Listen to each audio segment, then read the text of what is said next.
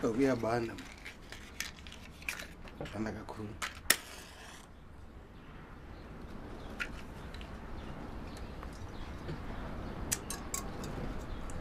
It's very cold.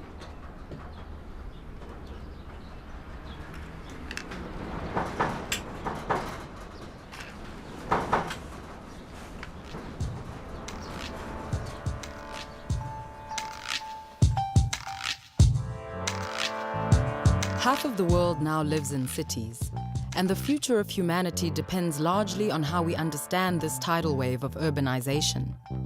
Cities are potentially epicenters of undreamt wealth and diversity, but for most of their inhabitants, the reality remains harsh and exclusionary.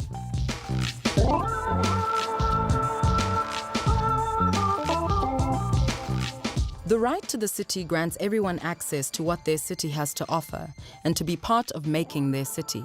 Every citizen is entitled to a standard of living that fosters freedom, equity, and dignity. On paper, it's a powerful concept, but the reality tells a different story. To stay really in a place whereby there is no electricity, there is no water, there are even no toilets, it's frustrating. It is ironic that approaches to urban development, supposedly intended to improve the lives of all urban residents, often result in or reinforce exclusion and disempowerment. When apartheid ended, I was thinking of better life than before. I was thinking of better education. I was thinking of the money. I was thinking of the house. I was thinking of so many beautiful things, It's been hard for me, because I'm a family man who should support the family.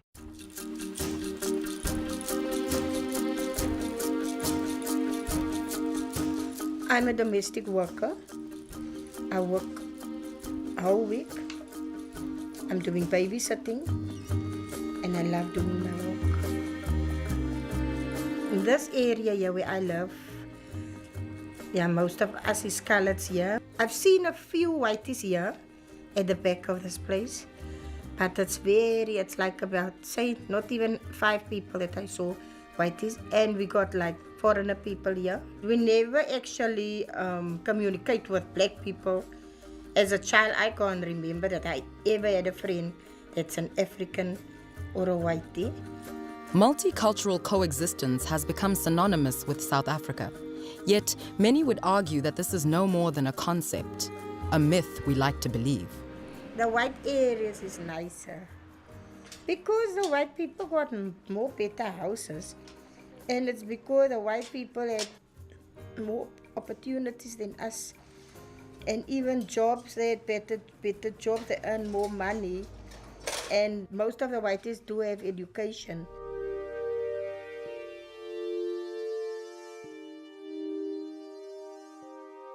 My struggle that I have is my son that's on tuck. Yeah, in fact, then isn't actually like things that you can do. That's why the kids, they are going to Kingston and using trucks and stuff like that. I get money easily, and whenever I get in a taxi, jump out of the taxi in another taxi, get 10 rand out of the taxi in another taxi. But at the end of the day, I'm just using the money for trucks. I think the reason also why the children is on tuck here is because most of the parents don't even have a house. The majority of them live in shacks. And I mean, if they grow up, youngsters like to live in a house where they can have their own rooms, where they know their friends can come in the house. So I think that's the reason why they get easily in the stuck thing.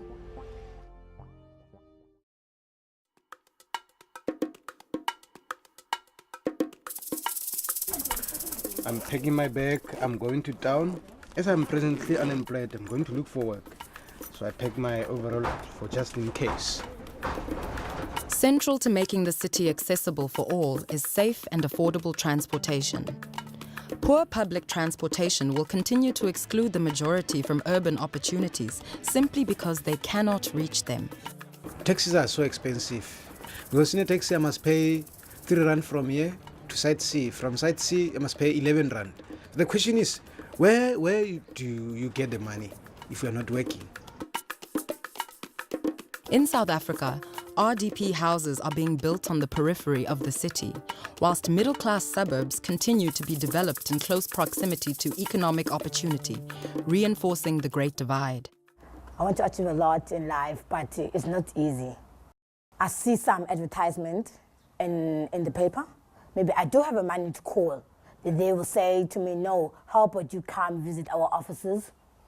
Then that will be like hard for me. For all its economic wealth and potential, the city should be able to support urban livelihoods and the prospect of meaningful work.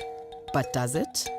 It takes more than 30 to 40 minutes to get into town, and 16 rand return, and here there's no one who's working. I know that things don't usually come in a silver platter. I have to go there to get them, but I'm trying.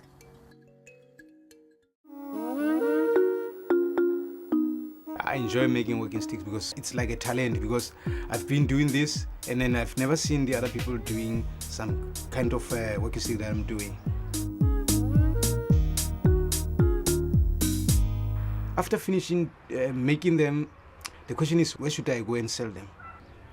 I was in a long street, if I'm not mistaken. There were 3 white guys who phoned me because they were interested in buying walking sticks. When I came there, they trying to take out their money to give it to me so that I can give them the walking sticks. And then the security guard came in and then asked me, are you selling these things in town? I said, yes. He said, you don't have permission. Then they take me. They want to arrest me, and then they said they need my ID. So I left to phone home for my wife to come with the ID so as to see whether I'm a South African or not. Then I tried to explain to them that I'm a South African, to show that I can even speak 7 official languages of this country.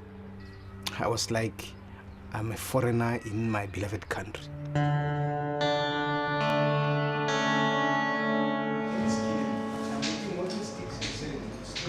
We are told that our city belongs to every one of us, but urban planning sends out a very different message, as the vast majority remain excluded from what the city has to offer.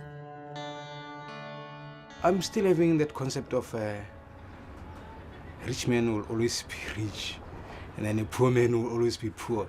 At this age, I thought that maybe I'll be having a house, maybe a good education, with nice family, living nice life, but it's vice versa.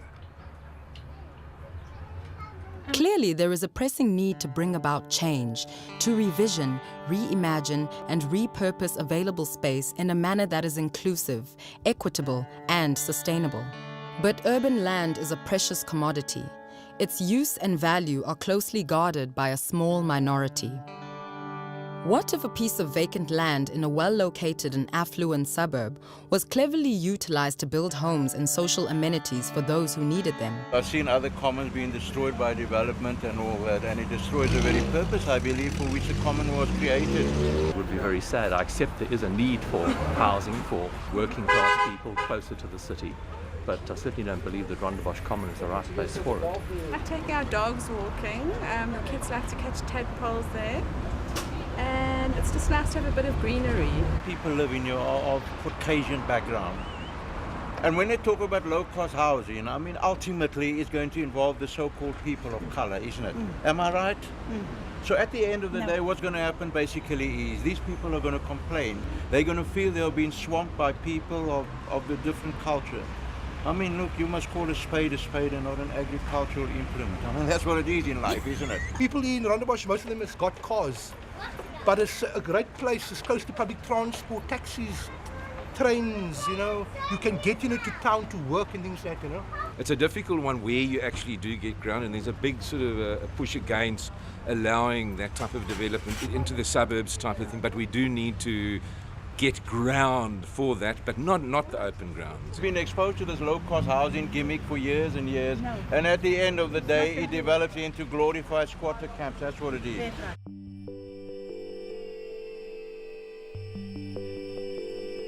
If the current thinking on urban development doesn't change, we will see no change in what has been called the social engineering of exclusion. When a new kind of thinking leads to a new kind of action, it becomes possible for citizens to participate in their own city making. New forms of development must empower marginalised communities to play a role in their own upliftment. With state acting as facilitator rather than deliverer, people are given the opportunity to help develop their own city, and with it, a spirit of ownership and empowerment. When residents of Joe Slovo informal settlement were instructed that they would be relocated to Delft to make way for a housing project, they formed a task group and working committee to effectively engage government over the process so as to remain in their homes. To be here in Joe Slovo, it's advantageous. You just walk across the road, you search for a job. You go over here, you'll see the so-called imarike, they call it imarike. When you go there, you get fruit, you get potatoes, you come and eat. It is better here in Langa because I've got some sense to buy some small things for my children. So if we are moving in Delft, there's no transport, we are suffering from hunger, and even schools, because our children are studying here in Langa. So we decided to combine as a community, then to form a sort of a committee, we call it task team. The people, they think that if you talk about the people of Joe Slovo or the task team of Joe Slovo, they think that the Joe Slovo community are working against the government, and we're not. We're working with the government. But we can't say yes, yes, yes, yes. They must accept no, no, no. They can't say if they say no, we have to arrest them because they say no. It doesn't work like that in a democratic society. Tokyo Sekhwala was here in Joe Slovo. I was with them. We told them that we cannot go to Delft, and we did show him how far is Delft, how far is Cape Town, and we show him the factories are surrounding Langa. And I found one thing from him, that he don't know Delft. He don't know Epping, whatever we are talking about, they don't know about it. So now on that day, he did see all those places. So I think we are looking forward to talk with him again. If we want something to be strong, we must work together. So the government must hear us as a community, Such communities are living proof that collectivity is key and that bold and innovative action can lead to social change.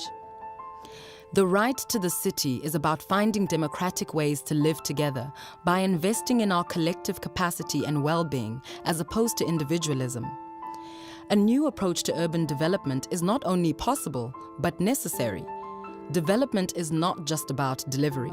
It is fundamentally about constructing pathways that will lead to a better future for all urban residents.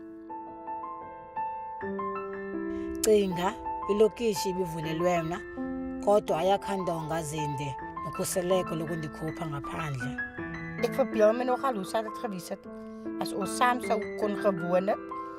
Nie verskil van ons klere nie en ook die een kan gestoot gewys het nie. Nagana far dulang gone ragetswe matlo e seng matlotla a wang.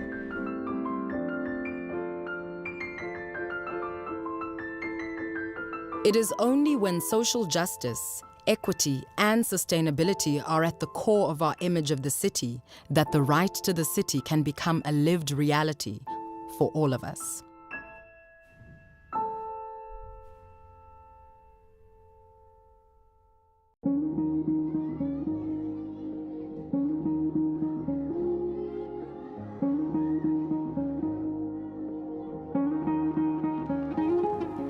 Cape Town, city spaces, urban faces abrasive, landscape, the mind maps, winding railway tracks, subdivided for white neighborhoods, colored buffers, Cape Flats, Indians and blacks, separated individuals with skin colors to match. Jumping on the iron wagon, heading to the concrete dragon. I wonder how it all began, that we were segregated was the plan. With public transportation, RDP housing schemes lack innovation. Roads were mapped opposing integration, still composed of a first-class minority and third-world nation. The working class building layers of